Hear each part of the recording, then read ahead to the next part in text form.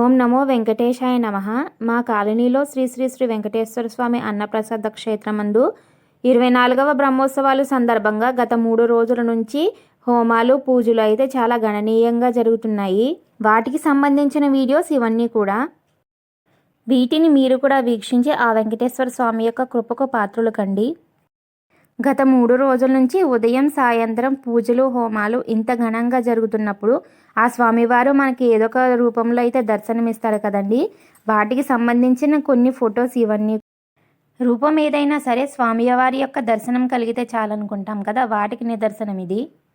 ఈ కళ్యాణ వెంకటేశ్వర స్వామి యొక్క కళ్యాణాన్ని మీరు కూడా కనులారా వీక్షించి ఆయన యొక్క ఆశీర్వాదం అయితే పొందేసేయండి.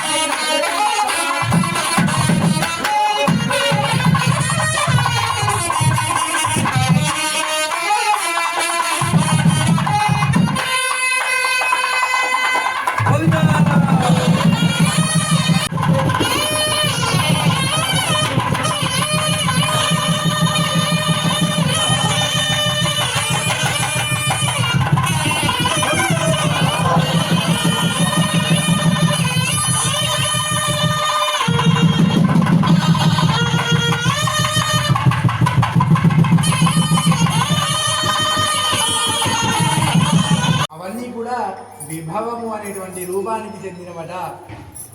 తర్వాత పరవ్యూహ విభవ అంతర్యామి. అంతర్యామి అంటే మనందరిలో ఉండేటువంటి వాడు స్వామి. అటువంటి ఒక రూపమే అంతర్యామి. మరి చివరిది అర్చావతారము అంటే మనం పూజ చేసుకోవడానికి వీలుగా ఉండేటువంటి ఒక స్వరూపమే.